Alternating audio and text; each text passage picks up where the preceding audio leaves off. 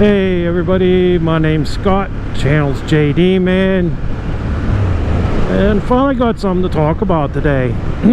First day having the monster out this year. Finally, just the weather's been so crappy, I only had a few of the bikes out so far. Of course the GS is always out all year round. The Desert X and the Street Fighter, and that's all I've been riding. But yeah, I don't know if y'all subscribed to Revzilla's Instagram page, but they had a thing today about that Chinese Goldwing. You know, would you buy one? And it's a big hell no from me. And I'll tell you why. Because a month or two ago, kind of hit home with me.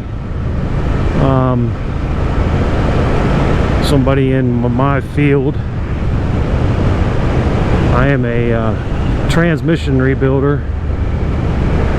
automatic by trade. You know, everything. I had my own transmission shop for 17 years, and I was just going through some YouTube videos, and I saw a fella that he was holding up a valve body, you know, a channel plate, looked like it was to a C4 Ford transmission. So I watched it, and if I'm remembering correctly, he manufactures these channel plates for transmission brake, you know, for racing. And I forget if it was Summit or Speed. I can't even think of it. I just knew, you know, the one that sells all the older stuff to build hot rods and that. Why can't I think of the name? I was just thinking about it. Anyway,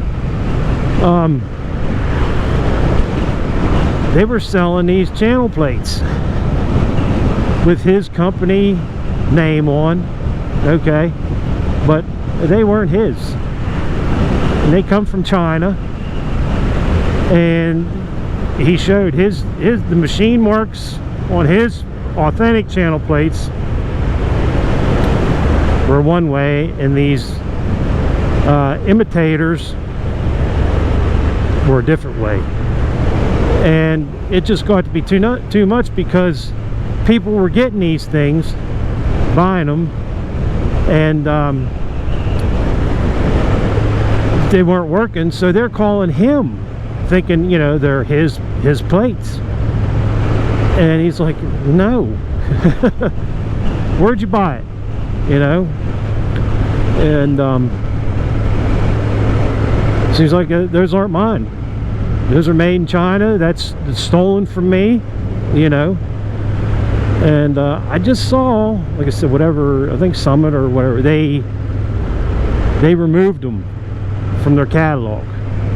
So good, I'm glad they did that. But you know, that's a bunch of BS, stealing another man's work. You know, the time, the research, development. You know, he's just looks to be small, or small, independent. He's an independent guy. He's not some big corporation. You know, up in New England somewhere. He had that Massachusetts accent, you know. And you know, to go the time that he spent perfecting those valve bodies, you know, I can just imagine, you know, just from my mentor, I had stuff passed down to me from him, you know, how to, little tricks to do on transmissions to help them work better. It's just, you know, the time, trial and error and everything that these people do. And the research and development, and then to get for some Chinese place to take one and reverse engineer it and then put his name on it, his company name on it, and pass it off as, make the money on it. Have go through a big catalog like that. That's a bunch of BS, man. So I was glad to hear that. But so that gets me to the Goldwing, to the Chinese Goldwing. That it has the same wishbone steering as the Honda Goldwing, and it kind of, as far as looks from the front, to me it looks like the big Yamaha Tourer. It kind of looks like that, but then from the side, man, it looks like a Goldwing. And that's all these communist countries do. They just reverse engineer stuff that other companies, because there is no incentive for people to invent new things, so they have to go and take other companies. Just look at all the Chinese replicas of engines and motorcycles, and it's like, build your own damn thing. But they can't. Just look at the Soviets, their space shuttle. Direct copy of ours. You can't tell me someone wasn't selling them blueprints or whatever. Yes, there was some spying going on there. They can't make things work. And same with Cuba. Why do you think they're still driving cars from the 50s? It's just so they can sell the bikes at a cheaper price because they don't have all that research and development in it. All they basically got to do is tear these bikes down, study them, measure, do all kinds of measuring that, plot them into the old CAD, and basically buy, manufacture the tooling or whatever that they need to manufacture the bikes.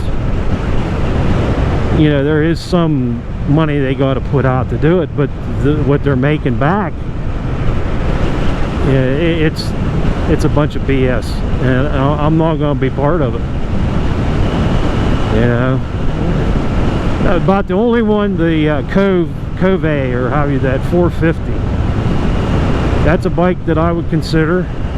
And I forget, I think the engine is like a Honda or Yamaha copy. I can't remember which one, but I think I heard that the company was paying a licensing fee to the parent company that built that, designed that engine at first. And I'm okay with that, because the company that did the R&D is getting paid. They approved that to be done, and that's fine. And that company, they are putting in the time. He's running these races and all that to the research and development to fine-tune these bikes, make them better. You could say, I guess, the bodywork on it looks like an older KTM, kind of, a little bit, but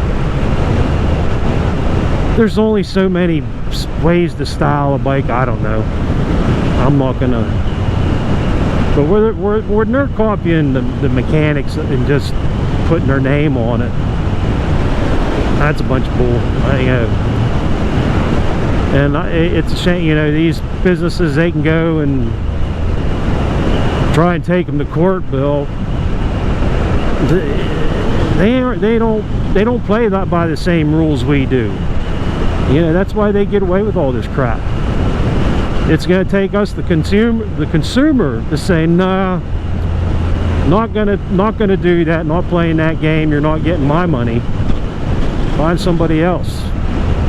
We got to start doing that. I've been, a lot of my clothing and that, I've been buying from American made, and everything sourced, like the heat straps that you all saw,